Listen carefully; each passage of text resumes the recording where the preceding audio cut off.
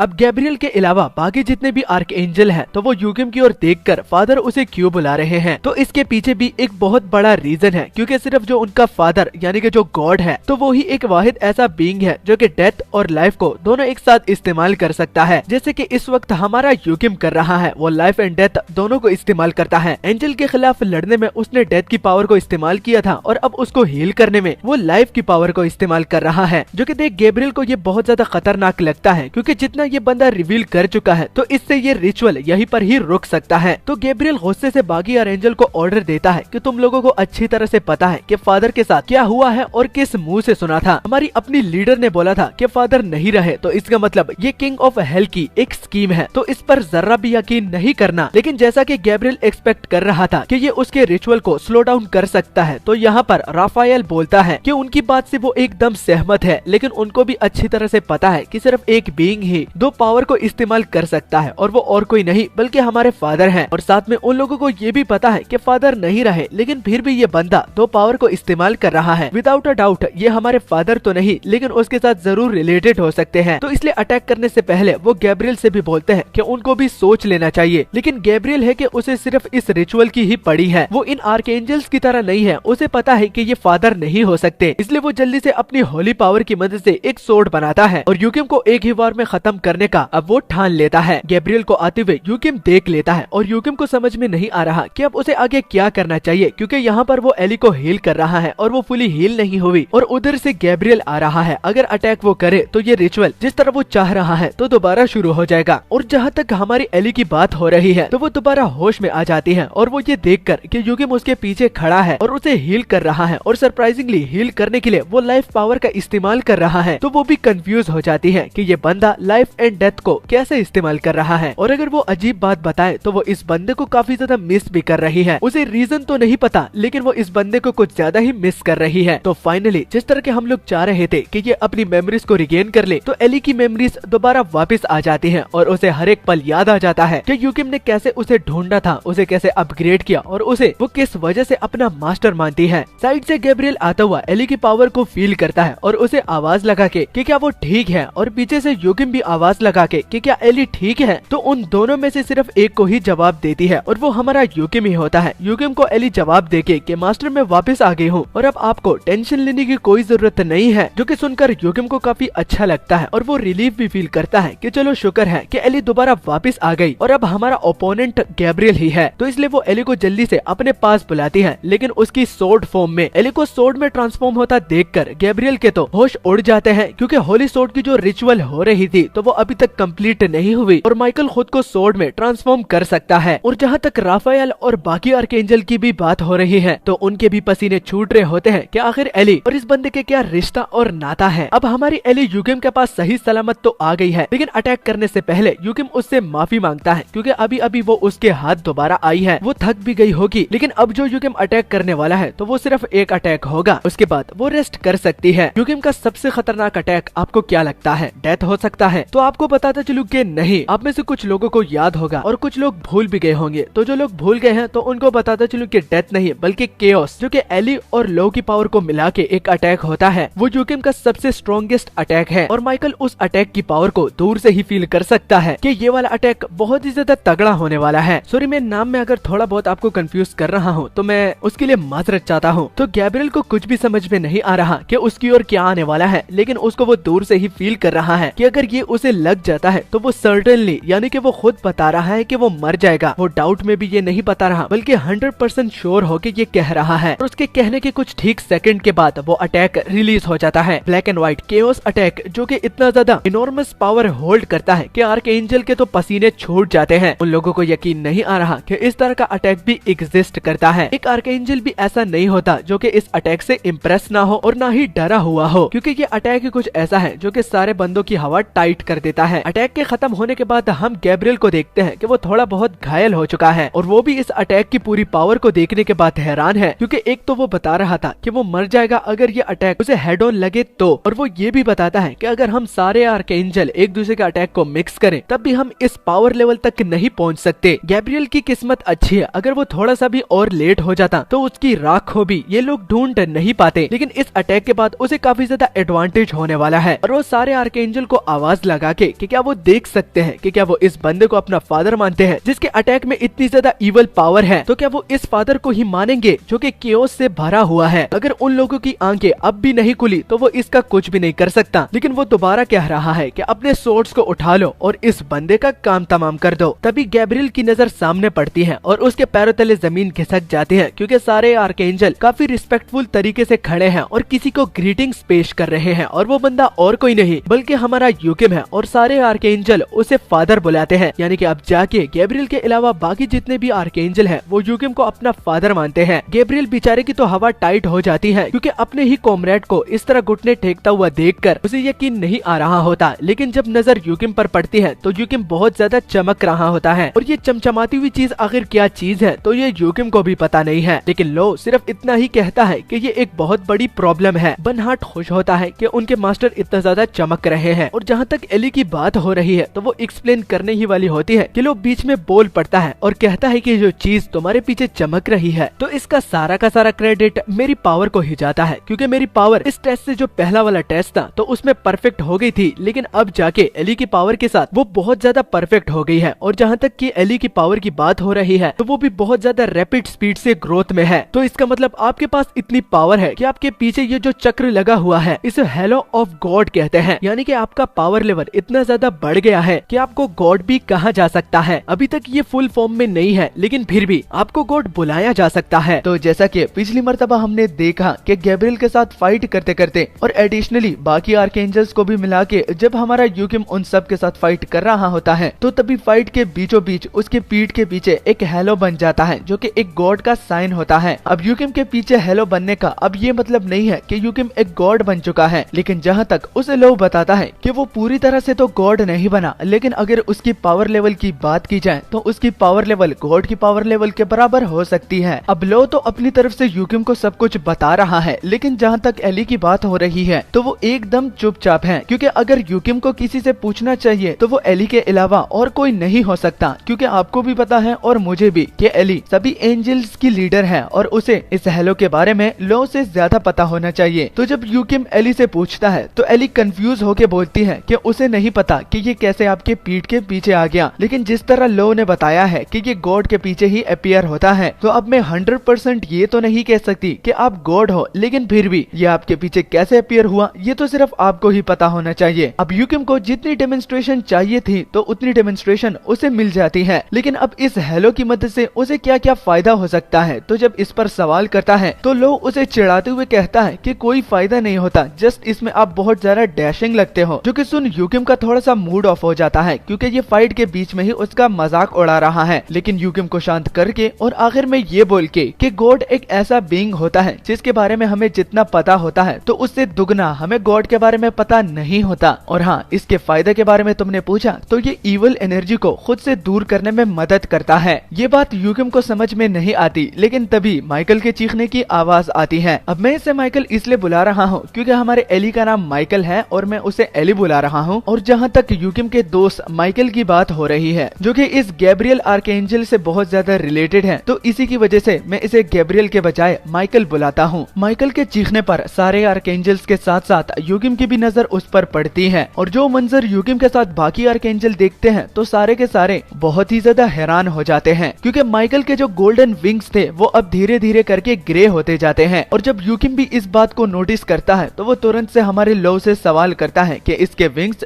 Grey क्यों हो रहे हैं। तो लोग काफी स्टाइल में उसे बोलता है कि मास्टर, ये जो आप नजारा अपने सामने देख रहे हैं तो इसे गौर से देखना और इसे कभी भी मत भूलना, क्योंकि ये एक सिंबल होता है एक फॉलन एंजल का। वो एंजल जिसे अपने लक्ष्य के अलावा और कुछ नहीं दिखता और जिस गॉड ने उसे बनाया है तो उसी को ही उसने बिट्रे किया है। तभी उन आर्कएंजल्स में से राफेल काफी ज्यादा गुस्सा हो जाता है, क्योंकि जब उसे पता चलता है कि उसके भाई ने, अब यहाँ पर भाई इसलिए बुला रहा हूँ क्योंकि ये जो आर्कएंजल है ये खुद को ब्रदर एंड सिस्टर बुलाते हैं। तो राफेल को जब पता चलता है कि उसने अपने भाई को, साथ में अपनी बहनों को और साथ में उस गॉड को जिसने उसे बनाया है उसे बिट्रे किया है, तो उसे काफी ज्यादा गुस्सा आता है। और जब इसका रीजन पूछता है तो माइकल बहुत ही ज्यादा ईवल अंदाज में उसे जवाब देता है, हाउ नाइव, तुम मुझ पे आंख बंद करके भरोसा करते थे, जो कि मेरे लिए एक बहुत ही ज्यादा बड़ा सुनहरा मौका था, लेकिन अब मैं इतना बुरा नहीं हूँ कि इसका फायदा उठा के तुम लोगों को भी मार डालता। ओह, ये मैंने क्या बोल दिया। अगर तुम लोगों ने सुना है तो कोई फर्क नहीं पड़ता, और ये बात सच है कि टावर को बनाने में मैंने भी मदद की थी और इसी टावर की मदद से हमने मेरे फादर यानी कि गॉड को मार डाला है। तो अगर आसान शब्दों में बताऊं तो मैं भी इस पूरे प्लान का एक हिस्सा हूँ, जो कि मैंने और किसी को नहीं बताया। और ज्यादा टेंशन लेने की भी जरूरत नहीं है मेरे भाइयों और बहनों, क्योंकि तुम खुद ही सोचो कि ये गॉड कितना ज्यादा बोरिंग था और इसके नीचे काम करना मुझे जरा भी पसंद नहीं आया। एक गॉड जिसके साथ अनगिनी पावर होती है तो उसको तो चाहिए कि वो काम पे काम ही करता जाए और बाकी लोगों को देखता जाए, लेकिन अगर इस गॉड की बात की जाए तो ये तो जस्ट हमें देखता ही जा रहा था और इसका काम हम करते जा रहे थे। तो अगर तुम मेरे साथ हाथ मिलाते हो तो मैं तुम्हें एक ऐसी जगह तक पहुंचा दूंगा कि तुम्हें खुद अंदाजा नहीं होगा। अब इन सारी बातों को सुनकर राफेल के तो पैरों तले जमीन खिसक जाती है, क्योंकि एक तो उसने बिट्रे भी किया है और दूसरा अपने गॉड यानी कि अपने फादर को भी अपने हाथों से मारा है। और इसी तरह ही माइकल बातों को रिवील करते करते यूकिम के बारे में भूल जाता है और तभी एक बिजली की रफ्तार से यूकिम अटैक कर भी देता है और उसे पता भी नहीं चलता और सीधा यूकिम वाइटल पॉइंट को ही टारगेट करता है। और एक उसके पास पीछे हेलो है तो इवल पावर जो कि माइकल से क्रिएट हो रही थी तो वो भी उसके साथ नष्ट हो जाती है। और माइकल को मारने पर यूकिम काफी ज्यादा रिलीफ भी फील करता है, क्योंकि उसने एली का बदला जो ले लिया, क्योंकि एली को मारने के पीछे और कोई नहीं बल्कि उसका अपना कॉमरेड है। लो इस बात के साथ एडमिट तो करता है, लेकिन ये एडमिट नहीं करता कि एली मर चुकी है, क्योंकि वो एक पर्टिकुलर रीजन से जिंदा भी है, तो इसे ये नहीं कह सकते कि एली मरी हुई है। और जहाँ तक हमारे छोटे बनहार्ट की बात हो रही है तो वो तो खुशी से झूम उठता है कि माइकल को मार दिया गया है। हमने लो को देखा, हमने एली को देखा, हमने रेन को देखा जो कि हमारा वुल्फ डॉग है, लेकिन हमने आज तक कभी बनहार्ट को नहीं देखा। हो सकता है कि आगे की सीरीज में हम बनहार्ट को भी देख लें। और हमारी एली जो कि इस सब सिनेरियो को देखने के बाद और कुछ नहीं बोलती, जस्ट एक चंद अल्फाज बोलती है कि मास्टर आपका बहुत बहुत शुक्रिया। ये कहकर वो टेस्ट वही का वही खत्म हो जाता है और बहुत सारी चीजें यूकिम को मिलती है, जैसे कि एली की पुरानी बॉडी उसे ऑब्टेन हो जाती है, उसके साथ साथ बहुत सारी चीजें, लेकिन सबसे एक अहम चीज कि उसे माइकल की तरफ से एक होली ग्रेल दिया गया है। तो लॉबी में दोबारा आने के बाद जब उसकी नजर उस होली ग्रेल पर पड़ती है तो उसे वो जाना पहचाना लगता है और उसे उठाने के बाद वो फील कर रहा है कि जैसे इसका हाफ पीस मैं ही हूँ। तो इसी को ही क्लियर आउट करते हुए लो उसे रिमाइंड करवाता है कि जब हम बोटिस के साथ फाइट कर रहे थे और मैंने आपकी बॉडी पर कब्जा कर लिया था और आप मरने के करीब हो गए थे, तो अगर आपको याद हो तो आपका दोस्त माइकल उसी ने ही अपनी बॉडी से होली ग्रेल को निकाल कर आपको दे दिया था, क्योंकि इस होली ग्रेल के बदले आपकी जान बच गई थी। याद दहानी करवाने के बाद यूकिम ये ठान लेता है कि वो बाहर जाके माइकल से जरूर मिलेगा, जो कि सुन लो भी इस बात के साथ एग्रीड करता है, क्योंकि उसे भी लगता है कि माइकल कुछ छुपा रहा है जो कि उन लोगों के साथ रिलेटेड हो सकता है। लो की इस बात का मतलब ये है कि उसे लगता है कि माइकल और वो लोग किसी वजह से रिलेटेड हो सकते हैं। और ये सब कुछ कहकर लो आखिर में कहता है कि मास्टर जिस टाइम का आपको इंतजार था वो आ चुका है, यानी कि आपको जिस सवाल का जवाब पहले हम नहीं दे पा रहे थे वो भी अपनी मेमोरीज की वजह से, तो वो अब हम दे सकते हैं, क्योंकि मेरी मेमोरीज के साथ साथ एली की मेमोरीज भी दोबारा रिगेन हो गई हैं। तो आपको अब जो भी सवाल पूछना है तो उसका जवाब हम दे सकते हैं, क्योंकि हमारी मेमोरीज दोबारा आ गई हैं। लोग कहता है कि टावर और अगर हेल के बारे में आपको कुछ जानना हो तो मैं आपको बता सकता हूँ। और एली कहती है कि अगर आपको होली सोर्ड्स और गॉड के बारे में जानना हो तो मैं आपको बताने के लिए एकदम रेडी हूँ। और बाद में दोनों एक साथ बोलते हैं कि लास्ट में वो इम्पोर्टेंट चीज उसको हम आखिर कैसे बोल सकते हैं। अगर आपको केओस के बारे में जानना हो तो उसके बारे में भी हम आपको बता सकते हैं। ये केओस दरअसल एक ऐसी पावर है जिसको कोई भी कंट्रोल नहीं कर सकता और ये अपने साथ हर एक चीज को निगल लेता है, लेकिन यूकिम ही एक वाहिद ऐसा प्लेयर है जो कि इस पावर को साथ में डेथ और लाइफ के साथ कंट्रोल कर पा रहा है। यूकिम को इससे रिलेटेड काफी ज्यादा सवाल करने थे, लेकिन एली और लो अपनी मेमोरीज को खो दिए थे। इसी वजह से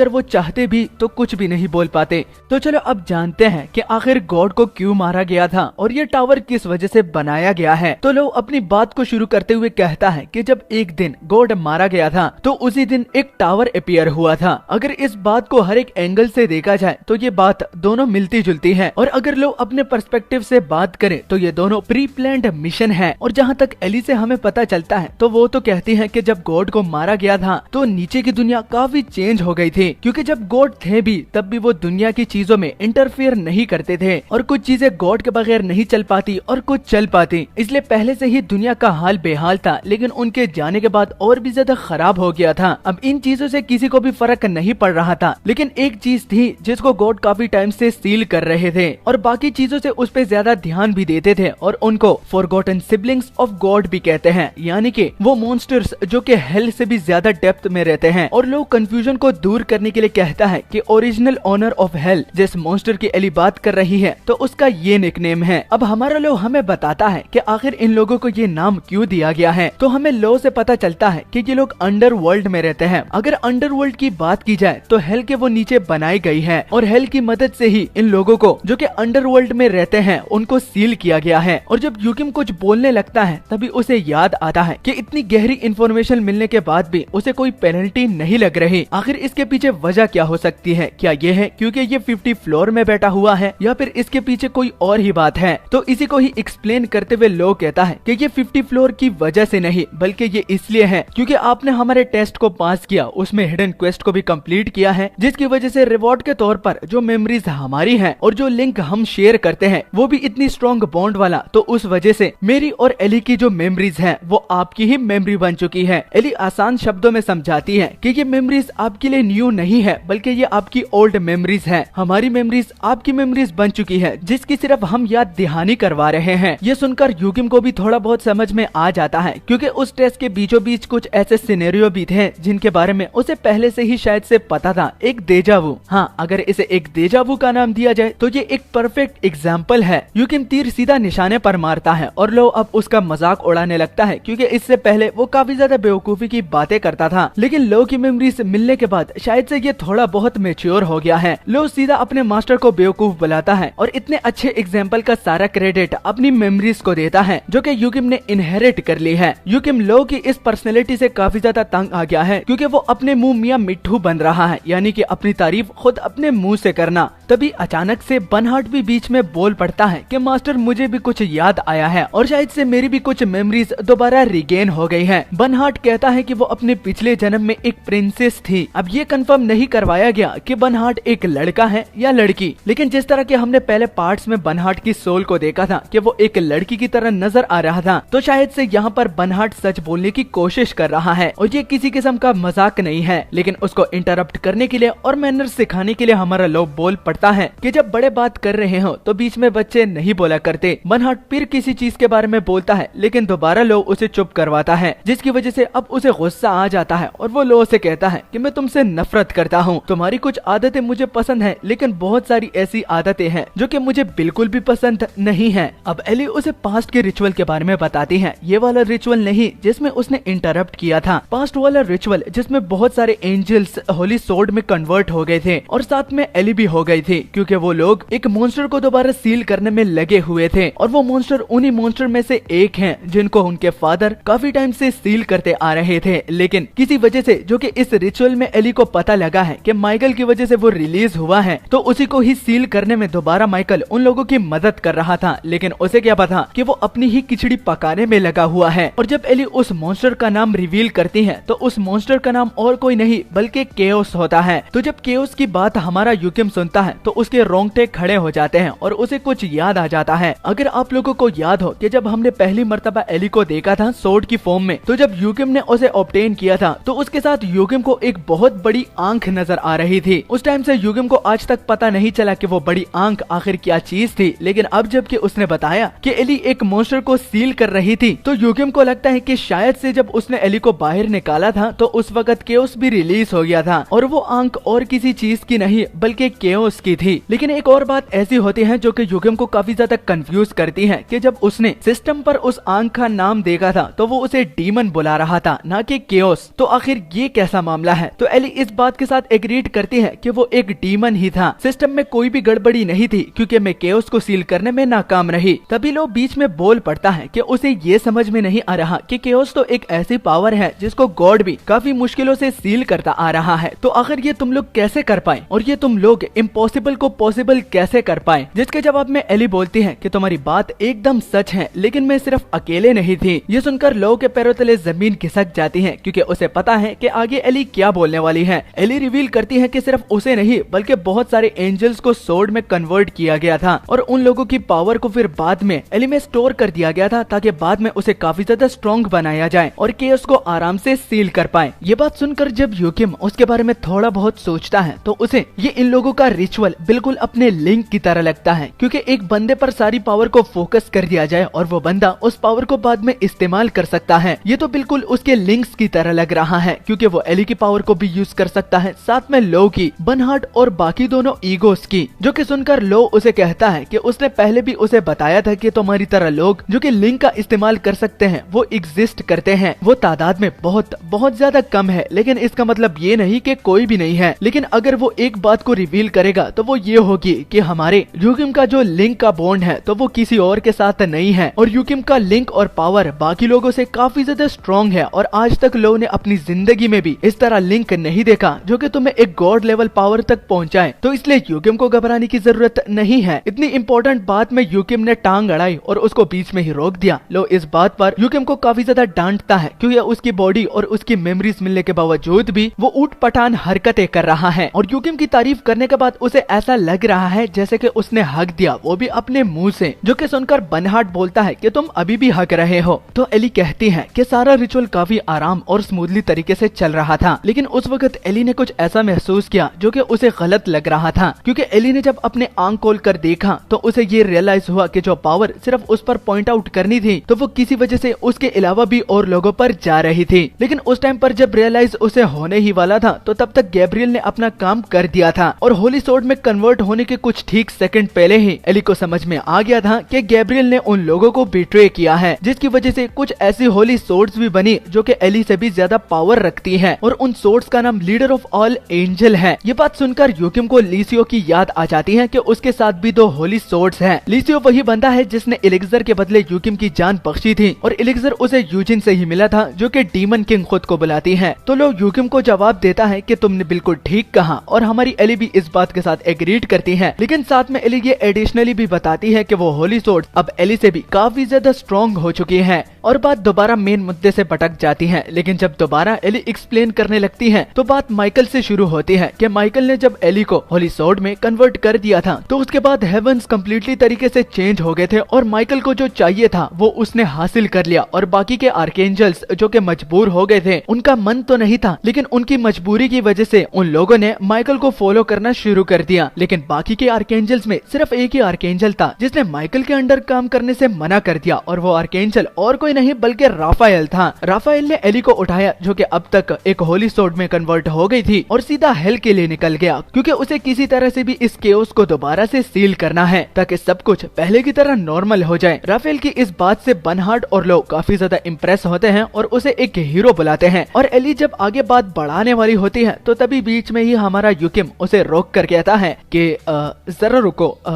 तुमसे एक सवाल करना था। ये जरूरी तो नहीं लेकिन ये टॉपिक से एक चेंज है और हो सकता है इस पे मुझे दोबारा डांट पड़े, लेकिन एली राफेल और तुम्हारा क्या रिलेशन है? क्योंकि तुम्हारे मुंह से मैं राफेल का नाम कुछ ज्यादा ही सुनने लगा हूँ। अब मुझे भी पता है और आप लोग भी पता है कि यहाँ पर यूकिम जेलस हो रहा है और साथ में लो को भी पता है। लो तो परेशान हो गया है कि उसके मास्टर को इतनी इम्पोर्टेंट न्यूज पर कोई फर्क नहीं पड़ रहा है, लेकिन सिर्फ इस चीज पर पड़ रहा है कि राफेल और एली का आपस में क्या चक्कर है और वो तक हार कर बोलता है आए।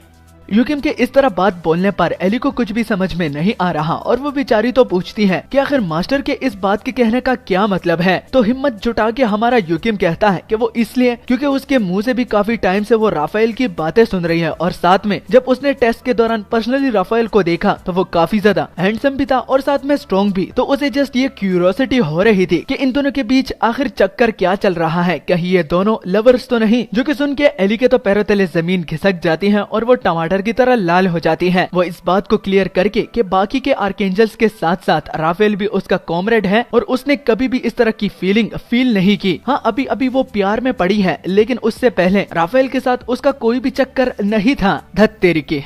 यूकिम को इस बात की समझ में ही नहीं आ रही। एली ने सीधा सीधा बोल भी दिया है, लेकिन यूकिम ने इस बात को शायद से नहीं सुना और यूकिम ने अपना पॉइंट क्लियर करके एली को थैंक यू भी बोल दिया। और जहाँ तक लो और बर्नार्ड की बात हो रही है, तो बर्नार्ड इस पॉइंट को समझ लेता है कि एली का इस बात से क्या मतलब था और वो लो को काफी ज्यादा इवल अंदाज में बोलता है कि लो, लगता है कि कुछ मसालेदार होने वाला है। और लो भी बर्नार्ड के हाँ में हाँ मिलाते हुए कहता है कि तुमने बिल्कुल ठीक कहा जूनियर, मुझे भी इस तरह मसालों वाली चीज कुछ ज्यादा ही पसंद है। एली अपने गले को साफ करती हुई दोबारा अपने मेन टॉपिक पर आती है कि हाँ, वो इस बात को एक्सेप्ट करती है कि माइकल के बिट्रेयल के बाद उसकी पावर बहुत ज्यादा कम हो गई थी, लेकिन अभी भी और उस वक्त भी वो लाइफ की अथॉरिटी उसके साथ थी और राफेल इसी की मदद से दोबारा केओस को सील करना चाहता था। सिर्फ और सिर्फ पावर की कमी थी, तो राफेल ने अपनी पावर को इंजेक्ट करने का ठान लिया ताकि वो केओस को दोबारा सील कर पाए। अगर वो आज के टाइम पर उस सक्सेस रेट को देखें तो सक्सेस रेट 0 था और सिर्फ हेवंस ही राफेल और इस सील को कंप्लीट करने में मदद कर सकते थे। और जैसे ही राफेल ने अपना प्रोसेस शुरू किया और उसे लगा कि ये बस कंप्लीट होने ही वाला है, तो इसी बीच यूकिम दोबारा बकवास करके कि उसके बाद आगे क्या हुआ, तो एली रिवील करती है कि पीछे उसके माइकल आ गया, जिसकी वजह से वो रिचुअल जिसमें केओस को दोबारा सील करना था वो वही का वही बिगड़ गया। और माइकल किसी वजह से बहुत ही ज्यादा मुस्कुरा रहा था और उसके दिमाग में कुछ खिचड़ी पक रही थी, लेकिन उस वक्त सिर्फ एक ही चीज नोटिसेबल थी कि उसने अपने हाथ में एक ब्लैक कलर की सोर्ड पकड़ी हुई थी और वो सोर्ड और कोई नहीं बल्कि लो है। लो को गुस्सा आता है और अब उसका भी ये पॉइंट क्लियर हो गया था कि सील होने के बाद जरूर उसको किसी ने इस्तेमाल किया था और उसे ये फील भी हो रहा था, लेकिन अब जबकि उसे पता चल चुका है कि आखिर उसको किसने इस्तेमाल किया, तो वो काफी ज्यादा गुस्सा और उदास भी है। पैथेटिक सी बात है कि माइकल ने उसका इस्तेमाल किया था, वो भी एक ऐसी चीज को रोकने में जो कि सरासर एक बुरा काम है। माइकल के इंटरफियर करने के बाद और दोनों फाइट में कूदने के बाद पीछे से राफेल को कुछ फील होता है और वो एक बैड न्यूज होती है, क्योंकि केओस को बाहर निकलने में टाइम था और उसी टाइम का फायदा उठा के वो दोबारा उसे सील करना चाहता था, लेकिन अब जबकि रिचुअल में ही इंटरप्शन आ गई थी तो उसका वो टाइम शॉर्टेंड हो गया और एकदम से ही केओस अपने डेंट से बाहर निकल आया। केओस को इस तरह रिलीज होता देखकर राफेल बहुत ही ज्यादा घबरा जाता है और उसे गुस्सा भी आता है और वो माइकल को गुस्से में पागल भी बुलाता है कि इसने जो गलती की है तो इससे ये पूरी दुनिया ही खत्म हो सकती है। ये सुनकर माइकल उसे कहता है कि तुमने जो बात बोली है वो एकदम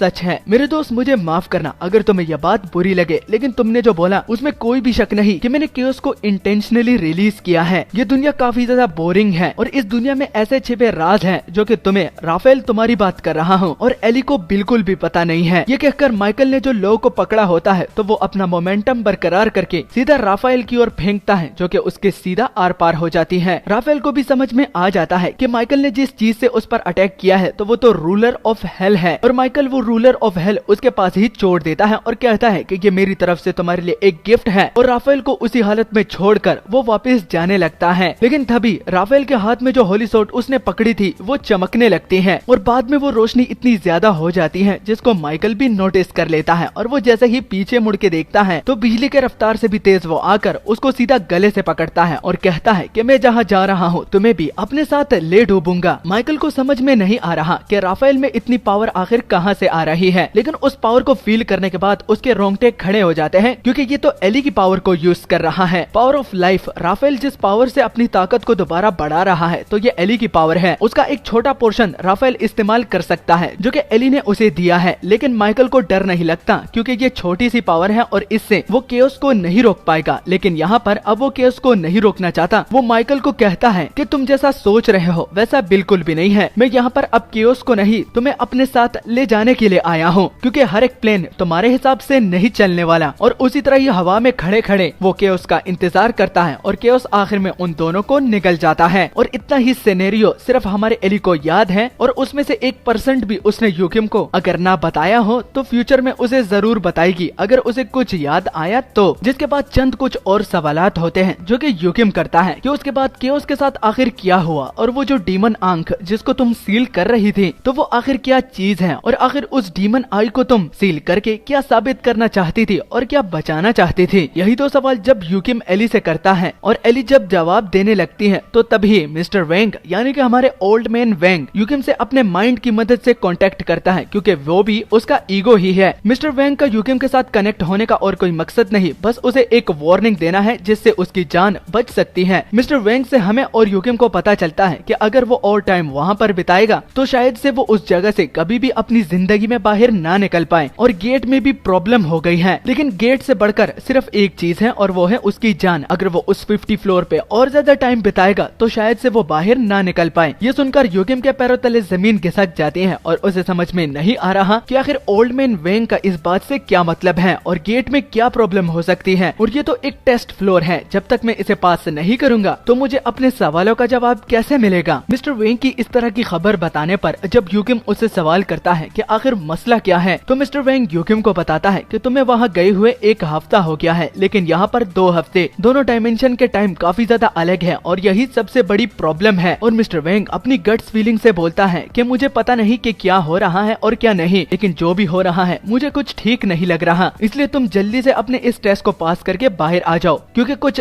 गड़बड़ होने वाली है। और मिस्टर वैंग बिल्कुल भी नहीं चाहते कि यूकिम को कुछ हो जाए, इसलिए टाइम पर उसे सब कुछ पहले से ही बता दिया ताकि उसे पता हो कि अपने टेस्ट को जल्दी से जल्दी पास भी करना है। यूकिम मिस्टर वैंग की बात को सुनने के बाद एग्रीड होता है और इस टेस्ट को जितना जल्दी हो सके उतना जल्दी खत्म करेगा, लेकिन उससे पहले उसको जो आइटम मिला है होली ग्रेल वो मिस्टर वैंग को देना चाहता है। मिस्टर वैंग को ये बताकर कि उनके लिए यूकिम के पास एक ऐसी चीज है जिसको देखकर वो काफी ज्यादा इंटरेस्टेड होंगे। तो मिस्टर वैंग को चीज देने के लिए जब यूकिम अपना गेट खोलता है तो उसे देखने के बाद उसके पैरों तले जमीन खिसक जाती है, क्योंकि गेट अनबैलेंस हो गया है, वो ठीक तरीके से खुल नहीं पा रहा। तो इसका मतलब अगर वो और ज्यादा टाइम यहाँ पर बिताएगा तो वो गेट से भी अपनी दुनिया में वापस नहीं जा पाएगा। तो बिना किसी और टाइम वेस्ट किए वो होली ग्रेल को मिस्टर वैंग के हवाले कर देता है और उसे अपने हाथों में पकड़ते हुए मिस्टर वैंग को काफी ज्यादा खुशी होती है, क्योंकि उन्होंने कभी भी ये एक्सपेक्ट नहीं किया था कि कभी अपनी जिंदगी में भी इस तरह के आइटम को वो अपने हाथों में पकड़ेंगे। अब यूकिम ने मिस्टर वैंग को एक सरप्राइज दिया है जो कि उसे काफी ज्यादा पसंद है और उनके लिए भी यूकिम के पास एक खबर है जो कि सुन उन्हें नहीं पता कि यूकिम कैसे रिएक्ट करेगा, लेकिन फिर भी बताना जरूरी बनता है। तो पता चलता है कि मिस्टर वैंग और किसी चीज के बारे में नहीं बल्कि यूकिम के एनिमीज आयरन शील्ड गिल्ड की बात कर रहे हैं। वो यूकिम को बताते हैं कि आयरन शील्ड गिल्ड वालों ने ये दोबारा अनाउंस किया है कि वो कोरिया में दोबारा अपनी एक ब्रांच को एस्टेब्लिश करेंगे। जस्ट तुम्हें ये बात को बताने का मेरा और कोई मकसद नहीं बल्कि ये था कि तुम अंदर की बातों को लेकर ज्यादा परेशान हो रहे थे, तो ये भी बता दूं कि बाहर की दुनिया में भी कुछ अच्छा नहीं चल रहा। आयरन शील्ड गिल्ड के बारे में जब यूकिम को ये खबर मिलती है तो उसे डाउट होता है कि सबसे पहले वो उनको ही अप्रोच करेंगे। तो उससे पहले यूकिम हमारे मिस्टर वैंग को आयरन शील्ड गिल्ड के वाइस मास्टर के बारे में बताता है। शायद से यूकिम यहाँ पर जिस वाइस गिल्ड मास्टर की बात कर रहा है वो शायद रोजर हो, लेकिन ये बात अभी के लिए हमें बताई नहीं जाती कि यूकिम ने मिस्टर वैंग को आखिर क्या बताया और किस चीज के बारे में बताया और किसके बारे में बताया। अब यूकिम को मजीद अपना और टाइम वेस्ट नहीं करना, तो इसलिए वो जल्दी से वो ग्रे कार्ड को सेलेक्ट कर देता है। उसने अभी तक लव के बारे में भी जाना और एली के बारे में भी जान लिया। अगर आखिर में कुछ रहता है तो उसे अपने बारे में जानना है और इसी ग्रे कार्ड की मदद से उसे अपने बारे में भी पता चलेगा कि आखिर वो क्या है और कहां से आया है और वो आखिर इतनी सारी पावर को कैसे कंट्रोल कर लेता है। खुद से लेकर उसे काफी ज्यादा डाउट्स होते हैं, तो इसलिए वो इस टेस्ट में अपने बारे में अच्छी तरह से जानने की कोशिश करेगा। कार्ड को सिलेक्ट करने के बाद वो एक ऐसी लॉबी में आता है जहाँ पर कुछ भी नहीं होता, सारी की सारी चीज ग्रे होती है। लेकिन तभी एक अनजान आवाज जो कि उसे लॉबी में लाती है और उसे कहती है कि इस जगह पर तुम्हें अपने बारे में सब वो चीजें पता चलेंगी जिसको लेकर आज तक तुम क्यूरियस थे। तो यूकिम को ऐसा लगता है कि सिस्टम ने उससे बात करने की कोशिश की और वो जब पूछता है कि क्या सिस्टम तुम मुझसे बात करना चाहते हो, तो वो सिस्टम उसे हाँ में जवाब देता है। लेकिन इस गलतफहमी को दूर करके कि सिस्टम उससे बात नहीं कर रहा बल्कि ये जगह एक ऐसी जगह है जो कि उसे टावर से अलग करती है, यूकिम डर जाता है और वो जब उसकी आइडेंटिटी को पूछता है कि इस आवाज के पीछे कौन है और वो उससे कैसे बात कर रहा है, क्या वो उसे जानता है, तो वो आवाज उसे ज्यादा कुछ नहीं बताती, लेकिन यूकिम को ये बात जरूर बताती है कि इस चीज को देखने के बाद तुम्हें बहुत कुछ चीजें पता चलेंगी। तो इसलिए अभी के लिए सवाल करना बंद करो और इस चीज पर गौर दो। और कुछ ही सेकंड्स में उसको टेलीपोर्ट करना भी शुरू कर देता है। यूकिम को अभी तक उसने इस सवाल का जवाब नहीं दिया तो वो उसे रुकने का बोलता है, लेकिन वो रुकने का नाम ही नहीं ले रहा और उसे टेलीपोर्ट करके ले जाता है, वो भी उसके अगले टेस्ट के लिए। अपने आखिरी टेस्ट में टेलीपोर्ट होने के बाद यूकिम एक अनजान बंदे को देखता है जो कि किसी वजह से चिल्लाते हुए कहता है कि फादर की क्रिएशन, फादर के के खिलाफ कैसे जा सकती है, हमें अपने फादर की विल को फॉलो करना होगा। और हमारा यूकिम जो कि ऊपर की तरफ से इन सब पर नजर रख के होता है, तो एक नजर डालकर ही वो ये बता सकता है कि ये लोग इंसान नहीं है। अगर ये लोग इंसान नहीं है तो आखिर ये कौन लोग हैं? तभी दोबारा से सिस्टम उसे बताता है कि ये लोग रूलर ऑफ द वर्ल्ड हैं। और रूलर ऑफ द वर्ल्ड को एक्सप्लेन करता हुआ वो सिस्टम हमारे यूकिम को बताता है कि गॉड ने सबसे पहले हेल को बनाया, बाद में हेवंस को बनाया जहाँ पर एंजल रह सके, और एंजल्स के लिए हेवंस को बनाने के बाद बाकी सारी क्रिएशन जो कि जरूरी है और आज तक जिंदा है उसे बनाया। तो अगर शॉर्ट अल्फाजों में मैं तुम्हें बताऊं तो ये वो क्रिएशन है जिसको गॉड ने सबसे पहले बनाया है, और इसी वजह से ही इन लोगों को रूलर बुलाया जाता है क्योंकि ये गॉड की सबसे पहले क्रिएशंस हैं। और हाँ, रूलर के बारे में वो सिस्टम हमारे यूकिम को ये भी बताता है कि रूलर्स को गॉड की पावर का एक छोटा सा पोर्शन मिला होता है, लेकिन अब इसका मतलब ये नहीं कि इसे तुम अंडर एस्टिमेट करो, क्योंकि ये जिन जिन जगह के मालिक हैं तो ये वहाँ पर एक गॉड की तरह रूल करते हैं। इनका इस तरह मिलना तुम्हें अजीब लग रहा होगा, लेकिन तुम्हें एक बात बताता चलूं कि ये जो सारे रूलर्स तुम देख रहे हो तो इनके वर्ल्ड्स एक दूसरे से सेपरेट थे, इतने सेपरेट कि दोनों कोलाइड ही नहीं कर पाते। लेकिन सब कुछ तब चेंज हुआ जब वो दिन आया। अब किस दिन की बात चल रही है, चलो उसे जानते हैं। तो वो दिन केओस के आने का दिन था, और इसी वजह से ये सारे लोग आपस में इस तरह मीटिंग कर रहे हैं ताकि कोई सोल्यूशन ढूंढा जाए। अब केओस एक ऐसी पावर है जिसको सिर्फ गॉड ही सील करता आ रहा है, और अब तक इन लोगों ने केओस की प्रेजेंस को फील नहीं किया था क्योंकि गॉड ने उसे अंडरवर्ल्ड में सील किया हुआ था। ये लोग एक दूसरे की परवाह ही नहीं करते थे जब इन लोगों पर कोई अटैक करता था। अपने काम में सब लोग लगे हुए थे, लेकिन जब केओस का सील वीकन हुआ और वो बाहर आया तो उसकी पावर इतनी ज्यादा एनॉर्मस थी कि केओस की पावर से कोई भी नहीं बच पाता। और ये कोई ऐसा मसला नहीं था कि सिर्फ एक पर था, ये सारे लोगों के लिए एक मसला बन चुका था, क्योंकि अगर इसके लिए कोई सोल्यूशन ना ढूंढ पाए तो ये लोग केओस के हाथों मर सकते थे। ये दिन इन लोगों के लिए एक डूम्सडे से कम नहीं है। डूम्सडे यानी कि एक ऐसा दिन जिससे कोई भी नहीं बच सकता, चाहे वो जिस यूनिवर्स का रूलर ही क्यों ना हो। अगर वो मिलकर काम नहीं करेंगे तो सब लोगों का अंत एक होगा और वो मौत होगी। तो इसलिए एक एल्फ का रिप्रेजेंटेटिव जो कि चिल्लाते हुए सब लोगों को ये बात दोहरा रहा होता है कि तुम लोगों को अच्छी तरह से पता है कि हम सब लोग गॉड की क्रिएशन है, और उन्होंने ही हमें एक छोटा सा पोर्शन दिया है, वो भी अपने हिस्से का, जिसकी वजह से हम आज तक सरवाइव कर पाए हैं। और हमने अपने फादर का हर एक ऑर्डर माना है और उसका पालन भी किया है, जिसकी वजह से हमें उनकी हर एक बात को माननी होगी। अगर आज वो चाहते हैं कि हम सब लोग मर जाएं, तो हमें अपनी फेट को एक्सेप्ट करना होगा, ना कि एक सोल्यूशन ढूंढ के उनके विल को रिजेक्ट करना। जो कि सुन बाकी के रूलर एल्फ के रूलर पर काफी ज्यादा गुस्सा होने लगते हैं, क्योंकि वो एक पैथेटिक सी बात कर रहा है, क्योंकि गॉड ने ही उनको अपना रूलर बनाया है, और आज जब आफत आ गई है तो उनको सोल्यूशन ढूंढना होगा ताकि वो अपनी दुनिया को बचा सके, न कि सिर्फ खड़े होकर देखे कि जिस दुनिया पर उन लोगों ने इतनी मेहनत की है वो उनके आंखों के सामने और उनके साथ ही खत्म हो जाए। इसी बात पर हल्ला गुल्ला मच रहा होता है, और कुछ लोगों को तो समझ में ही नहीं आ रहा कि आखिर आगे कौन सा स्टेप लिया जाए ताकि उनको और उनकी दुनियाओं को बचाया जा सकता है। लेकिन अगर एक दूसरे की ओर देखा जाए तो किसी के पास भी प्लान नहीं होता, वो जस्ट एक दूसरे से बहस करने के लिए आए हैं और टाइम ही उनका वेस्ट हो रहा है। तभी अचानक से एक बंदा आवाज देता है कि तुम लोगों को टेंशन लेने की कोई भी जरूरत नहीं है, हम यहाँ पर किस लिए आए हैं, तुम लोग लड़ने के लिए तो नहीं आए, तुम लोगों को अपने अपने यूनिवर्स को बचाना है। तो मेरी बात कान खोल के सुन लो, यहाँ पर हम जितना बहस करेंगे उतना ही हमारी दुनियाओं को खतरा होगा और हमारे साथ टाइम की कमी होगी। इसलिए अगर किसी को सरवाइव करना है तो मेरी बात को जरा आराम से सुन लो, अपने में बहस मत करो। इससे अगर कुछ होता तो कब का हो चुका होता, और तुम लोगों को प्लान ही चाहिए ना, मैं तुम्हें प्लान बताता हूँ, क्योंकि मेरे साथ एक प्लान है जिससे सिर्फ मैं नहीं बल्कि बाकी के यूनिवर्स भी बच जाएंगे, और फिर बाद में हम अपनी मनचाही चीज और हम अपने हिसाब से अपनी दुनियाओं को चेंज और तब्दील कर सकते हैं। ये बात सुन के सब लोग मानो एकदम चुपचाप हो जाते हैं, जैसे कि सब लोगों को सरवाइव करना है और वो हर एक बात को मानने के लिए तैयार भी हैं। लेकिन जहाँ तक हमारे यूकिम की बात हो रही है और वो ऊपर से इन लोगों पर नजर रख के हुआ था, उसकी नजर इस बंदे पर बिल्कुल भी नहीं पड़ी, क्योंकि ये बंदा उसके पीछे था, लेकिन इसकी आवाज को वो रिकॉग्नाइज कर लेता है। अब उसे डाउट होता है कि ये आवाज तो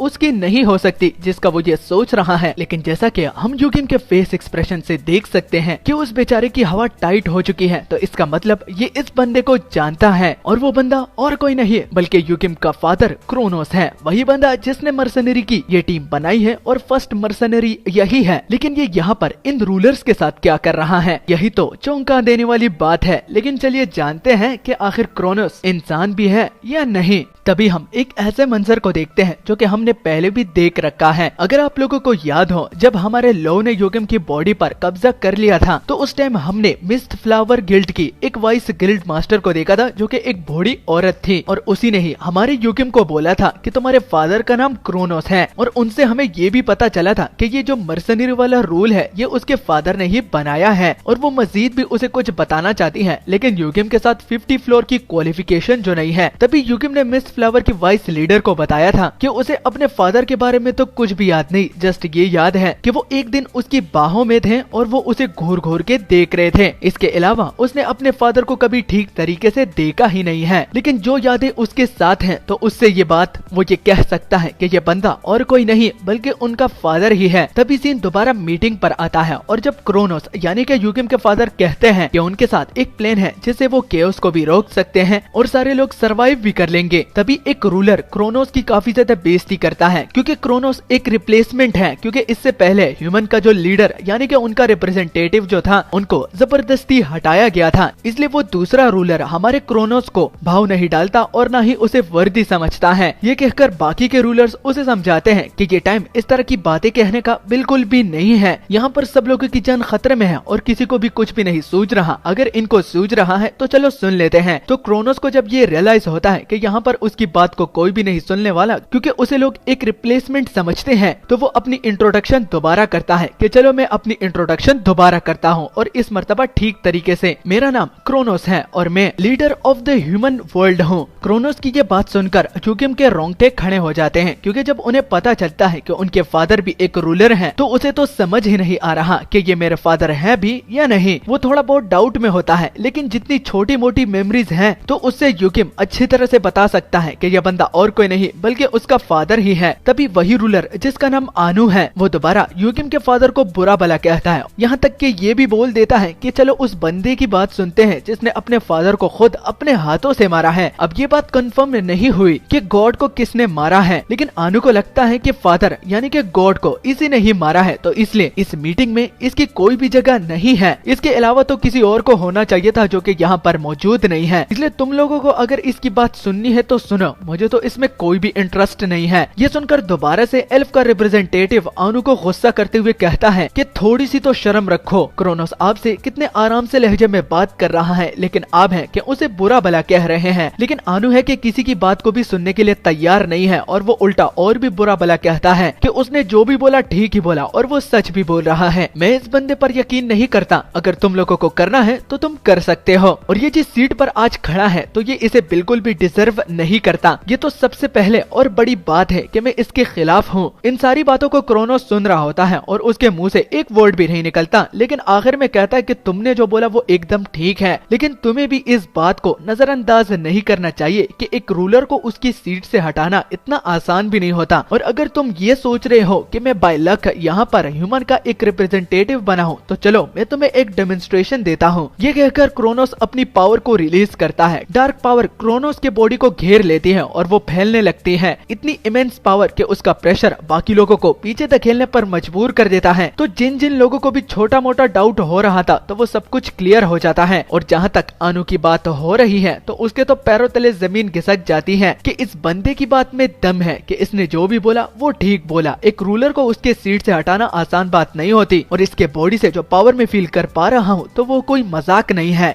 ये बंदा वाकई में यहाँ पर अपने बलबूते ही आया है। अपनी पावर की डेमोन्स्ट्रेशन दिखाने के बाद जब वो दोबारा आनू से सवाल करता है कि क्या मैं शुरू कर सकता हूँ, तो उसके मुंह से कोई भी जवाब नहीं निकलता, यानी कि वो अब एग्रीड है कि वो इस बात को मानने के लिए तैयार है। तो क्रोनोस अपनी बात को शुरू करते हुए कि मेरे पास एक ऐसा प्लान है जिससे हम सारे लोग सरवाइव कर सकते हैं और इस आफत को भी खत्म कर सकते हैं। तो इस आफत को खत्म करने के लिए जो प्लान मैं तुम्हें बताने वाला हूँ तो वो एक टावर को बनाने का है। टावर का सुन के युगिम भी चौंक जाता है, लेकिन जहाँ तक क्रोनोस की बात हो रही है तो वो जस्ट इसको नाम ही टावर दे रहा है, बल्कि ये टावर नहीं। कुछ लोगों को ठीक तरीके से समझ में नहीं आ रहा होता तो अच्छी तरह से समझाने के लिए वो एक होलोग्राम क्रिएट कर लेता है। होलोग्राम में उस टावर का पूरा डिजाइन होता है जो कि टावर नहीं बल्कि एक स्पीयर की तरह नजर आ रहा है। इस स्पीयर के स्ट्रक्चर को सब लोगों के सामने लेकर आने के बाद वो कहता है कि इसकी मदद से हम केओस पर अटैक करके उसे खत्म कर सकते हैं। तो अनु बीच में दोबारा बोल पड़ता है और हमारे क्रोनोस से एक अच्छा सा सवाल करता है कि उसको क्या लगता है कि ये चीज बड़ी है, तो क्या ये केओस को पूरी तरह से खत्म करने के काम आ सकती हैं। अगर ऐसी ही बात है तो मैं तुम्हें बताता चलूं कि तुम अपने इल्यूजन से बाहर निकलो, ये रियलिटी है। क्रोनोस ने यही एक्सपेक्ट किया था आनु से कि ये यही सवाल करेगा, इसलिए ही उसका जवाब पहले से ही प्रिपेयर्ड है। क्रोनोस डिटेल में बताता है कि अभी तक गॉड की पावर जो यूनिवर्स में एग्जिस्ट करती है, तो उसकी मदद से और रूलर्स की मदद से हम इस टावर में अपनी पावर को इंजेक्ट कर देंगे। यानी कि अगर हम सारी पावर को एक ही पॉइंट पर मिला लें और एक ही चीज की मदद से हम केओस को खत्म कर सकते हैं, तो इससे बड़ी और बात क्या हो सकती है। और हमारा यूकिम जो कि अभी तक इन बातों को सुनता आ रहा है, तो वो भी हैरान है कि जिस चीज को वो अभी तक टावर समझ रहा था, तो वो दरअसल एक स्पीयर है। जहाँ तक हम ह्यूमंस की बात हो रही है, तो हम बाहर से किसी चीज का इस्तेमाल भी कर लें तो इस चीज के बारे में हमें पता नहीं कि ये कहाँ से आ गई। हम जस्ट इसको इसलिए टावर बुला रहे हैं क्योंकि एक सिस्टम हमें आवाज देता है जब हम टावर में इंटर करते हैं। लेकिन किसी को भी ये अंदाजा नहीं होगा कि ये टावर दरअसल एक वेपन है, वो भी केओस को खत्म करने के लिए। ये सुनकर दोबारा आनु भड़क पड़ता है और कहता है कि ये तो बकवास कर रहा है। अगर कोई चीज केओस को खत्म कर सकती है तो वो और कोई नहीं बल्कि गॉड खुद ही है। गॉड की पावर ही इस केओस को खत्म कर सकती है और वो भी पूरी तरह से। और जहाँ तक रिप्रेजेंटेटिव ऑफ एल्फ की बात हो रही है, तो वो भी इस बात के साथ एग्रीड करता है कि आनु जो बोल रहा है वो एकदम सच है। क्योंकि हम अगर पूरी इस यूनिवर्स की भी पावर को कलेक्ट करके इसमें इंजेक्ट कर देते हैं, तो वो एक छोटा सा पोर्शन होगा, वो भी गॉड के पावर का। और जैसा कि आनु ने बोला कि ये तो सिर्फ गॉड ही कर सकता है, तो मुझे भी लगता है कि ये प्लान जर्रा से भी काम नहीं करने वाला। तभी क्रोनोस बोलता है कि किसने बोला कि तुम लोग गलत हो, तुमने एकदम ठीक बोला। लेकिन अगर तुम लोग इस तरह की बात कह सकते हो, तो क्या तुम्हें लगता है कि मैंने इसके बारे में पहले से नहीं सोचा होगा? मेरे साथ इसके पास भी एक प्लान है। अब यहाँ पर थोड़ी बहुत कंफ्यूजन हो गई थी जब आनु ने ये बोला था कि क्रोनोस ने अपने फादर को मारा है, तो इसमें ये हमें नहीं बताया गया था कि ये कौन से फादर की बात कर रहा है। क्या वो एक ह्यूमन फादर की बात कर रहा है या फिर एक गॉड की जिसने क्रोनोस को बनाया है। लेकिन जब क्रोनोस अपने आगे के प्लान को रिवील करता है, तो पता चलता है कि उसका प्लान पहले केओस को पियर्स करके उसे मार डालना और उसी के ही पावर को इस्तेमाल करके गॉड की पावर को खत्म कर देना और गॉड की पावर को खुद के लिए इस्तेमाल करना, यही उसका प्लान है। और वो ये सब कुछ क्यों कर रहा है? क्योंकि वो चाहता है कि सब लोग अपने अपनी दुनिया बनाए और अपनी अपनी जगह पे खुश रहें। यानी कि माइकल और क्रोनोस आपस में मिले हुए हैं और वो गॉड को इसलिए खत्म करना चाहते हैं क्योंकि वर्ल्ड काफी ज्यादा बोरिंग है। और जहाँ तक केओस की बात हो रही है, तो उसे सिर्फ गॉड के ही पावर से ही खत्म किया जा सकता है। इसलिए माइकल को क्रोनोस ने अपने साथ मिला लिया। इस कंफ्यूजन वाली बात पर जब मैंने रिसर्च किया, तो इस चैप्टर के नीचे कमेंट्स में भी काफी ज्यादा लोग कंफ्यूज हैं, वो भी इस वाली बात को लेकर। तो इस बात को हम इग्नोर कर देते हैं। हो सकता है कि आगे हमें पता चले कि ये किस गॉड और किस फादर की बात हो रही है।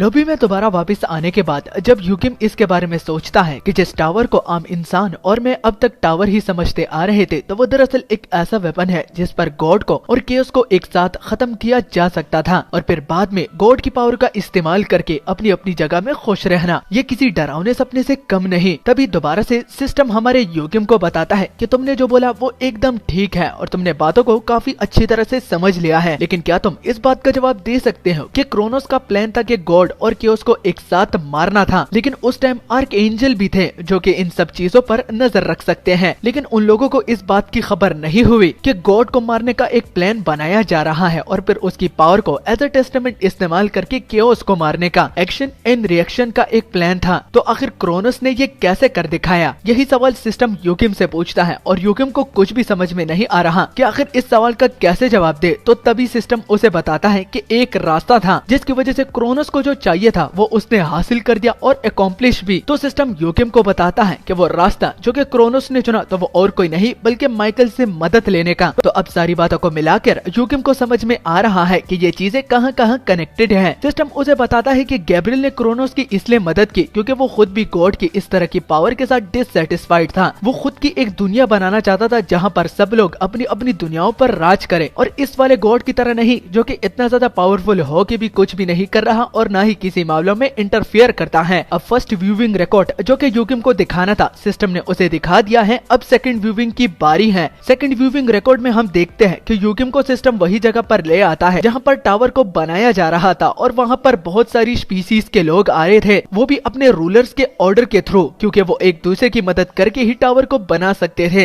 यूकिम थोड़ा बहुत इस नजारे से काफी ज्यादा फैसिनेट हो गया है कि वो खुद अपने आंखों से देख पा रहा है कि टावर को आखिर किसने बनाया और किस तरह बनाया बनाया गया था ये उसके लिए काफी ज्यादा सरप्राइजिंग है, लेकिन एक तरह से टेरिफाइंग भी। तो इस वाले मंजर को दिखाने के बाद अब सिस्टम उसे कहता है कि चलो ये तो तुमने देख लिया है, अब टावर के अंदर चलते हैं क्योंकि तुम्हें एक कमाल की चीज जो बतानी है और दिखानी भी है। अंदर टावर में जाने के बाद सबसे पहले हम क्रोनोस को देखते हैं जो कि किसी से बात करता है, लेकिन वहाँ पर कोई भी मौजूद नहीं होता। लेकिन तभी कुछ ही सेकंड्स के बाद पीछे गैब्रियल अपीयर होता है। तो क्रोनोस और किसी से नहीं बल्कि गैब्रियल से ही बात कर रहा था और उससे ये पूछता है कि प्लान स्मूथली जा रहा है या नहीं, क्योंकि ये प्लान बहुत ही ज्यादा इम्पोर्टेंट है और इसी प्लान की ही मदद से वो अपने लक्ष्य को अकॉम्प्लिश कर पाएंगे। तो माइकल आते ही अपने प्लान के बारे में बताता है कि सब कुछ काफी ज्यादा स्मूथली जा रहा है, लेकिन फिर भी मैं तुमसे कहूंगा कि हम जितना जल्दी हो सके इतनी जल्दी इस चीज को खत्म कर दे तो ज्यादा अच्छा होगा, क्योंकि अगर उसको पता चला तो मुझे नहीं लगता कि ये प्लान कभी कंप्लीट भी हो पाएगा। लास्ट वाली बात पर क्रोनोस को कुछ भी समझ में नहीं आता, लेकिन थोड़ी देर सोचने के बाद उसे पता चल जाता है कि आखिर माइकल किसकी बात कर रहा है। तो माइकल जिस चीज से सावधान होने की बात कर रहा था तो वो दरअसल एली है, क्योंकि माइकल को पता है कि एली कितनी ज्यादा पावरफुल है और वो ये बात क्रोनोस को इसलिए बता रहा है क्योंकि अगर गॉड के अलावा और कोई पावरफुल हो सकता है तो वो एली ही हो सकती है। माइकल उसे गॉड की एक रीइंकार्नेशन का अगर नाम दे तो ये गलत नहीं होगा। अच्छा, अब माइकल की तरफ से प्लान तो स्मूथली जा रहा है, लेकिन अब माइकल भी पूछता है कि मैं तुमसे भी ये पूछना चाहता हूँ कि आखिर तुम ऐसा क्या करने वाले हो कि तुम केओस की पावर का इस्तेमाल करोगे। क्या तुम मुझे उस चीज का थोड़ा सा नजारा दिखा सकते हो कि तुम केओस की पावर को आखिर कैसे कंट्रोल करोगे। नामुमकिन सी बात है, लेकिन तुम पर मुझे यकीन है। तो ये सवाल पूछने पर हमारा क्रोनोस कहता है कि चलो अगर तुम्हें इतनी ही क्यूरियोसिटी हो रही है तो तुम खुद अपने आंखों से क्यों नहीं देख लेते। वो क्लैप करता है और नीचे का फ्लोर खुल जाता है। फ्लोर खुलने के बाद माइकल भी काफी ज्यादा हैरान होता है और फैसिनेट हो जाता है, क्योंकि जिस चीज की मदद से क्रोनोस केओस की पावर को कंट्रोल कर रहा है तो वो वाकई में लाजवाब है। तभी हमें भी उस चीज को दिखाया जाता है जिससे क्रोनोस केओस की पावर को कंट्रोल करेगा। तो वो चीज और कोई नहीं बल्कि एक लड़की होती है जो कि एक एगशेल में सो रही होती है और उसका नाम हमें माइकल बताता है। माइकल उसे गाया के नाम से बुलाता है। अब एक न्यू कैरेक्टर की एंट्री हुई है और इसके बारे में ज्यादा नहीं बताया गया, लेकिन इतना तो कंफर्म हो गया है कि केओस की पावर को अगर कंट्रोल कर सकते हैं तो गाया की ही मदद से कर सकते हैं। गाया की तरफ क्रोनोस अपना सिर रखते हुए कहता है कि मैं केओस की पावर और गॉड की पावर का ओनर बन जाऊंगा तो तब मैं इस पूरे वर्ल्ड पर राज करूंगा। तो इसलिए जितनी देर तुम मेरे लिए रुकती हो तो मैं तुम्हारा बहुत बड़ा एहसानमंद हूँ और मैं तुम्हें जल्दी ही यहाँ से बाहर निकालूंगा। जस्ट तुम्हें थोड़ा सा वेट करना है गाया, सिर्फ मेरे लिए, क्योंकि जिस सपने को मैं पूरा करने वाला हूँ उससे तुम्हारी जिंदगी और बाकी लोगों की जिंदगी भी एकदम चेंज हो जाएगी। सो प्लीज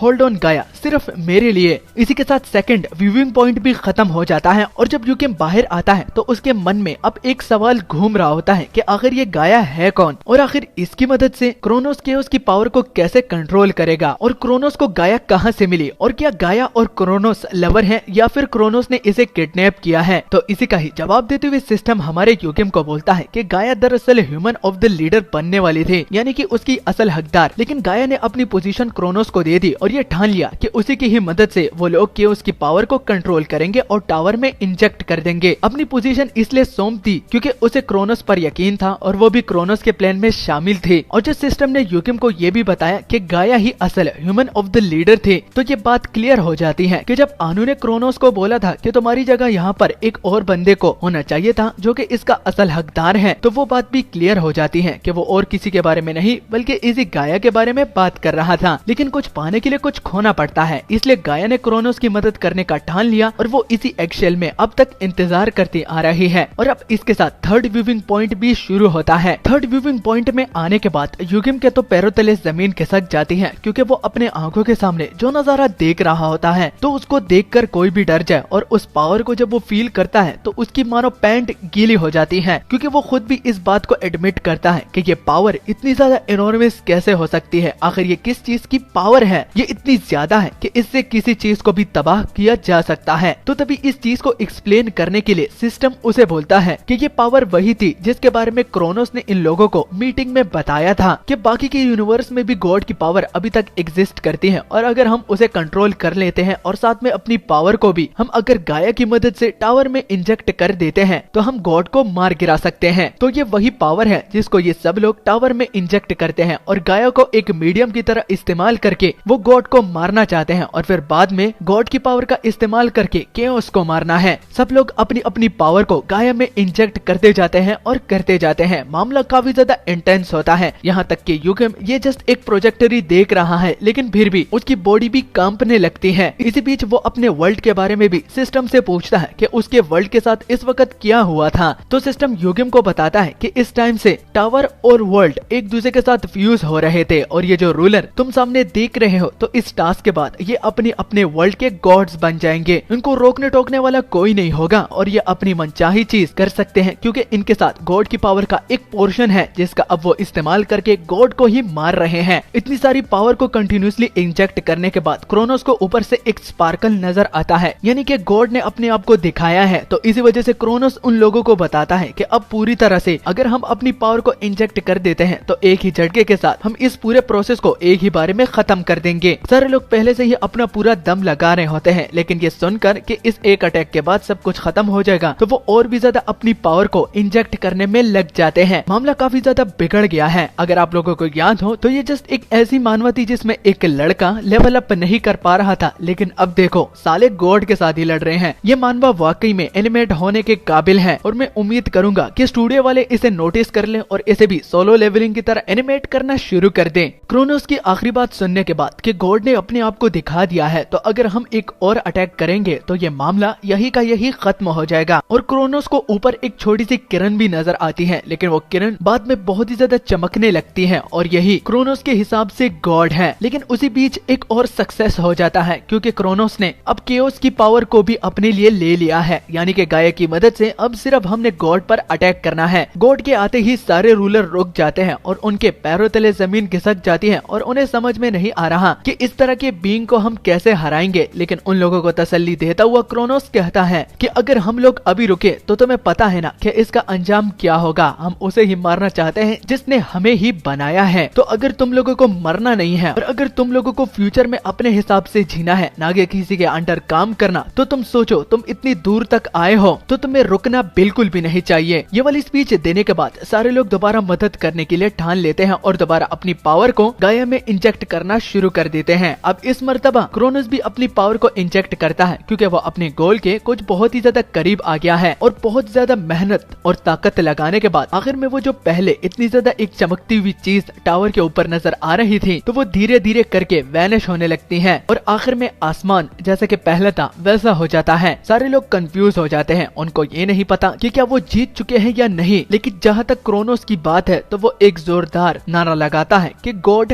मर चुके हैं, हम सब लोगों ने कर दिखाया। इस वाली बात को सुनने के लिए बहुत लोग बेसब्री से इंतजार कर रहे थे और आखिरी वो पल आ गया है। सारे लोग इस ऐलान को सुनने के बाद चैन की सांस लेते हैं और इतने ज्यादा थक चुके हैं कि वो अपने घुटनों के बल गिर जाते हैं। किसी रूलर में भी हिम्मत नहीं कि वो अपने पैरों पर खड़ा हो पाए। और जहाँ तक क्रोनोस की बात हो रही है तो वो अभी जीत का जश्न नहीं मनाता। वो सबसे पहले गाया के पास आता है, उससे कहता है कि गाया हमने कर दिखाया, सिर्फ तुम्हारी ही वजह से मैं ये कर पाया हूँ, तुम्हारा बहुत बहुत शुक्रिया। तभी अचानक से टावर हिलने लगता है और टावर में से केओस बाहर निकल आता है। ये देखकर बाकी रूलर्स काफी ज्यादा डर जाते हैं, क्योंकि उनमें खड़े होने की हिम्मत नहीं और ऊपर से केओस आ गया है। क्रोनोस भी घबरा जाता है और वो गाया से बोलता है कि इसे जल्दी से पेरिश करो, यानी कि खत्म करो। लेकिन गाया की तरफ से उसे कोई भी रिस्पॉन्स नहीं मिल रहा। लेकिन खैर, अगर गाया रिस्पॉन्स नहीं दे रही तो उस वक्त माइकल हमारे क्रोनोस के साथ कांटेक्ट करके पूछता है कि प्लान कैसे चल रहा है, क्या स्मूथली सब कुछ हो पाया या नहीं। तो क्रोनोस माइकल को बता के कि सब कुछ ठीक तो चल रहा था, लेकिन केओस दोबारा वापस आ गया है, तो तुम आगे के प्लान को प्रोसीड कर सकते हो। मैं केओस को रोकने के लिए अपना पूरा दम लगा दूंगा और फिक्र करने की जरूरत नहीं, ये मामला यहीं पर ही खत्म होगा। तभी पीछे से आनु हमारे क्रोनोस को आवाज लगाता है कि तुमने जो बताया था तो उससे ये प्लान काफी ज्यादा चेंज नजर आ रहा है। तुमने तो बोला सब कुछ ठीक हो जाएगा और दोनों चीजें खत्म हो जाएगी, तो आखिर ये केओस यहाँ पर क्या कर रहा है। उसकी ये वाली बात कहकर कोई आकर उसका सर ही उड़ा डालता है। तो जिस बंदे ने आनु का सर उड़ाया है तो वह बंदा और कोई नहीं बल्कि हमारा माइकल ही है। माइकल को देखकर यूकिम भी चौंक गया है, लेकिन सिस्टम उसे बताता है कि ये प्लान के हिसाब से ही चल रहा है, यहाँ पर कोई भी गलतफहमी नहीं हो रही। माइकल और क्रोनोस ने ये प्लान बनाया था कि जब ये सारे लोग अपनी पावर को गाया में इंजेक्ट करते जाएंगे और टावर की मदद से गॉड को और केओस को मारने की पूरी ताकत लगा देंगे, तो उसके बाद हम इन सबको मार डालेंगे, क्योंकि ये पहले से ही इन दोनों ने आपस में डील की थी कि ये पावर सिर्फ वो दोनों ही शेयर करेंगे। वो बाकी रूलर्स के साथ अपनी इस पावर को शेयर नहीं करना चाहते पाते, तो इसलिए इन लोगों को मारना ही एक अच्छा सॉल्यूशन था, क्योंकि उन दोनों को अच्छी तरह से पता है कि इन लोगों में से कोई भी नहीं मानने वाला, सब लोग ताकत का मजा छकना चाहते हैं। और जैसे कि सारे रूलर्स ने अपनी पावर का इस्तेमाल कर दिया है, तो उन बेचारों के पास इतनी पावर ही नहीं बची कि वो उठकर गैब्रियल का डट के मुकाबला करे। और अंत में क्या था, बस अपने गैब्रियल के हाथों मरने का इंतजार करना था। तो गैब्रियल रूथलेसली सारे रूलर्स को काटते जा रहा था, बिल्कुल सब्जियों की तरह। सारे रूलर्स चीखते चिल्ला रहे थे, लेकिन कोई भी खुद की हिफाजत नहीं कर पा रहा था एक्सेप्ट वन। एक रूलर ऐसा था जिसको ये पहले से ही शक हो रहा था कि ये प्लान कुछ ज्यादा ही स्मूथली जा रहा है, और इसके रिजल्ट पर ही उसे पहले से ही शक था, तो उसने अपनी पूरी पावर का इस्तेमाल नहीं किया। तो वो बंदा और कोई नहीं बल्कि रासिल है। अब मुझे ये नहीं पता कि ये कौन सी स्पीशीज को रिप्रेजेंट करता है, लेकिन ये चालाक है। इसने पहले से ही क्रोनोस के प्लान को जान लिया था, लेकिन ये कंफर्म नहीं था कि क्रोनोस इन लोगों को बिट्रे करेगा या नहीं, क्योंकि सब कुछ इतना स्मूथली जा रहा था कि कोई भी इस पर यकीन कर ले। लेकिन फिर भी प्रिकॉशन के लिए इसने अपनी पावर को बचा लिया, और उसी ही की वजह से आज ये अपने पैरों पर खड़ा है। रासिल बहुत ही ज्यादा गुस्सा होता है और वो क्रोनोस से चिल्लाते हुए कहता है कि मुझे पहले से ही शक था कि तुम्हारे प्लान कुछ ज्यादा ही स्मूथली जा रहा था। तुम्हारे प्लान की दाद देनी पड़ेगी कि तुम इतने स्मूथली तरीके से बाकी रूलर्स को बेवकूफ बना के उसे मार डाले हो, और ऊपर से तुमने एक ऐसे बंदे की मदद ली है जो कि कोई भी एक्सपेक्ट नहीं करेगा। लेकिन खैर, मेरी किस्मत ही अच्छी है कि मैंने तुम्हारे प्लान को पहले से ही जान लिया है। अब बारी है तुम्हारी। तुमने बाकी लोगों को तो मार दिया है, लेकिन अब तुम मेरे हाथों मरोगे। तुम्हारा ये जो सपना है जिसके लिए तुमने इन सारे रूलर्स को मार डाला है, तो वो सपना अधूरा ही रहेगा। पावर के मामले में तुम इतने अंधे हो गए हो कि तुमने किसी को भी नहीं बख्शा, सारे लोगों को सब्जियों की तरह काट डाला। अब चलो ज्यादा बकवास नहीं करते और सीधा ये डिसाइड करेंगे कि अब कौन लास्ट में बचेगा। रासिल को देखकर क्रोनोस को भी समझ में नहीं आ रहा कि आखिर ये इसके प्लान को कैसे समझ पाया। लेकिन खैर, ये एक बंदा है और ये दो, तो इनको ज्यादा फर्क नहीं पड़ रहा। और वो उससे यानी कि माइकल से बोलता है कि जल्दी से इसको निपटा लो, मैं केओस को संभालता हूँ। और जब हमारा माइकल रासिल की ओर देखता है, तो उसे अपनी आंखों पर विश्वास नहीं आ रहा कि वो उसके पीछे किसको देख रहा है। तो यहाँ पर मैं एक बात क्लियर करना चाहता हूँ कि लो किंग ऑफ ऑल डीमन है, और काफी डीमंस ने उसको चैलेंज भी किया था, साथ में सेटन ने भी, और हर एक डीमन को उसने पछाड़ दिया था, और कोई भी लो के हाथों नहीं बचा था, सारे मारे गए थे। लेकिन अब रासिल के पीछे गैब्रियल सेटन को ही पाता है, और ये उसके लिए भी चौंका देने वाली बात है, क्योंकि सेटन का निकनेम पावर है, और इसको लो यानी कि लूसीफर ने हराया है। हराया नहीं बल्कि मार डाला था, लेकिन उसकी सोल सरवाइव कर पाई, जिसकी वजह से आज सेटन जिंदा है और रासिल के पीछे खड़ा है, और दोनों ने कप का हाथ भी मिला लिया है। तो यहाँ पर 1v2 नहीं बल्कि 2v2 है। लास्ट में आकर एक ऐसा ट्विस्ट देखने का मजा ही कुछ और है। हमारे माइकल को अब समझ में नहीं आ रहा कि आखिर सेटन कैसे जिंदा है, क्योंकि लूसीफर हमारे लो ने सेटन को हरा दिया है। और सॉरी, मुझे यहाँ पर एक गलती को करेक्ट करना है। सेटन का दरअसल निकनेम एंगर है, ना कि पावर है। और उसको देख के हमारा माइकल ही नहीं बल्कि यूकिम के भी पैरों तले जमीन घिसक गई है, क्योंकि उसे भी पता है कि जब लूसीफर और सेटन के बीच में हेल पर राज करने के बीच में जब फाइट हुई थी, तो उसमें विनर लूसीफर ही था, यानी कि हमारा लो। तो दुनिया के नजरों में लूसीफर एक विनर है, क्योंकि उसने सेटन को मार डाला था, लेकिन उसकी सोल आज तक जिंदा है, उसने सरवाइव किया है। और रासिल, जिसने क्रोनोस के इस प्लान को पहले से ही एंटिसिपेट किया था कि कुछ गड़बड़ है, तो सेटन की ही मदद से वो आज जिंदा है, क्योंकि दोनों के बीच एक कॉन्ट्रैक्ट साइन हुआ है। और इसी तरह ही अगर ये कॉन्ट्रैक्ट ना हो पाता, तो ये फाइनल फाइट भी ना हो पाती। अब देखते हैं कि आगे की फाइट में कौन जीतेगा और कौन हारेगा। फाइनल फाइट की स्टार्टिंग में सबसे पहले रासिल हमारे क्रोनोस पर अटैक करना चाहता है, क्योंकि वो कब से क्रोनोस की पावर को जांचना चाहता है। मीटिंग में भी उसकी पावर को फील करने के बाद उसे खुजली हो रही थी, और रासिल के लिए ये एक ऑनर है कि वो क्रोनोस के साथ फाइट करेगा। वो अपनी पावर की मदद से जमीन से टेंटिकल्स निकालता है और क्रोनोस पर अटैक करता है। क्रोनोस जल्दी से अपना रीपर निकाल के उसके टेंटिकल्स को काट डालता है और कहता है कि तुम्हारे वर्ड्स में मुझे सिंसियरिटी जरा भी फील नहीं हो पा रही। और साइड से माइकल क्रोनोस को चिल्लाते हुए कहता है कि जरा संभल के, लेकिन वो सेटन के बारे में तो भूल चुका है। सेटन उसके जल्दी से पीछे आकर कहता है कि तुम्हारा ओपोनेंट मैं हूँ, फॉलन एंजल मेरी ओर देखो। तो इन मौके पर हमारा माइकल जल्दी से एक रिफ्लेक्स मारता है और सेटन के अटैक के साथ साथ अपने सोर्ड को क्लैश करता है, जिससे वो खुद को बचा लेता है। अब सेटन माइकल को और भी ज्यादा गुस्सा दिलाने के लिए कहता है कि फॉलन एंजल, तुम तो मुझसे भी ज्यादा शैतान निकले। अगर शैतानियत की बात की जाए तो तुम तो मेरे बाप हो।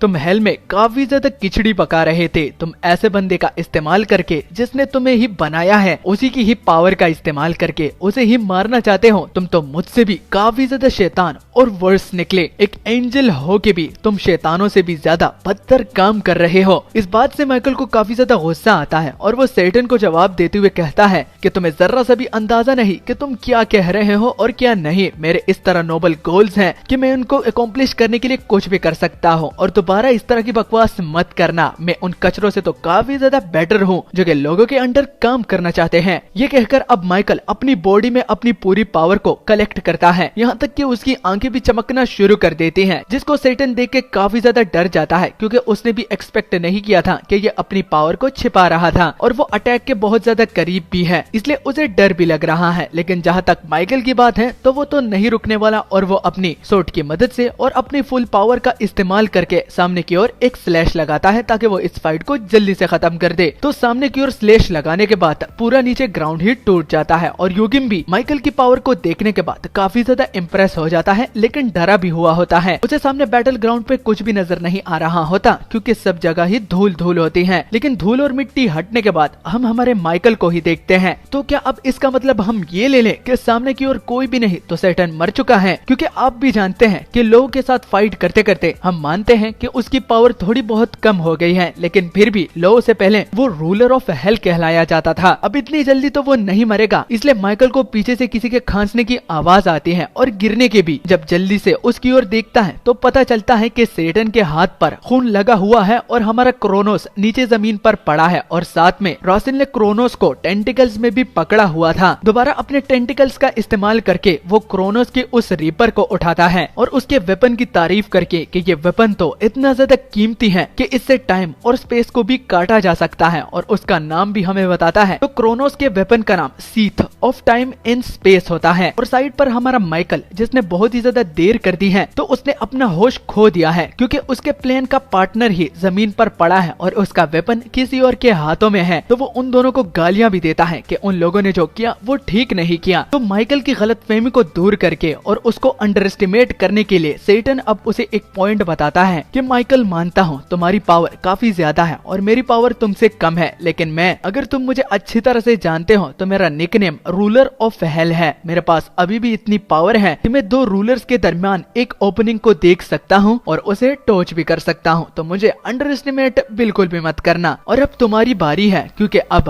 1v2 होगा। माइकल सेटन की ये बात सुन के गुस्सा होता है और कहता है कि मैं यहाँ तक इसलिए तो नहीं आया कि रिजल्ट में ये देखूं। मैं इतनी आसानी से किसी पर यकीन नहीं करता, लेकिन इसके साथ काम करने में मुझे बड़ा मजा आया और इसे भी तुम अंडर एस्टिमेट मत करना क्योंकि फाइट इतनी जल्दी खत्म नहीं हुई। तुम खुद ही अंदाजा लगा लो, मैंने अपने फादर को ही बिट्रे किया है और इसके साथ काम किया है, तो जरूर इसके पास कुछ ऐसा होगा जो कि मेरे फादर से भी बढ़कर है और मुझे मजबूर किया है ताकि मैं इसके साथ काम करूं और इसे सपोर्ट करूं क्योंकि गाया को सिर्फ क्रोनोस ही कंट्रोल कर सकता है। तो यहाँ पर जब वो गाया का नाम लेता है तो पीछे गाया अवेकन हो गई होती है और गाया की पावर को जब सेटन और रासिल फील करते हैं तो उन दोनों के पैरों तले जमीन घिसक जाती है क्योंकि पावर लेवल बिल्कुल पीक तक पहुंचा है। और अगर उसकी पावर को डेमोंस्ट्रेट करके मैं आप लोगों को बताऊं तो गॉड के बाद दो ऐसे बंदे हैं जो कि बहुत ही ज्यादा पावरफुल माने जाते हैं, जिनमें से एक हमारी एली है और दूसरा हमारी गाया। अभी भी गाया पूरी तरह से उठी नहीं, लेकिन सिस्टम उसकी फ्यूजन को शुरू करता है और साथ में ये भी बोलता है कि पावर ऑफ क्रिएशन एक्टिवेट हो गई है और कुछ ही सेकंड्स के बाद सिस्टम कंप्लीट का साइन दिखाता है और गाया की आंखें खुल जाती हैं। लेकिन एक और ट्विस्ट हमें देखने को मिलता है कि जब गाया उठ जाती है और वो कुछ कहती है तो यूकिम ने ये आवाज भी कहीं सुनी है। तो जितना मुझे लगता है कि गाया उसकी माँ हो सकती है क्योंकि उसने अपने फादर को अच्छी तरह से देखा नहीं, लेकिन फिर भी कंफर्म था कि यही बंदा उसी का ही फादर है। और अब जबकि उसकी अम्मा की बात हो रही है तो उसने तो उसकी आवाज भी सुनी है, उसको देखा भी है, जस्ट उसकी अपीयरेंस थोड़ी सी चेंज थी लेकिन आवाज में वो गलत नहीं हो सकता। तो इससे ये पता चलता है कि यूकिम एक हाफ ब्रीड है।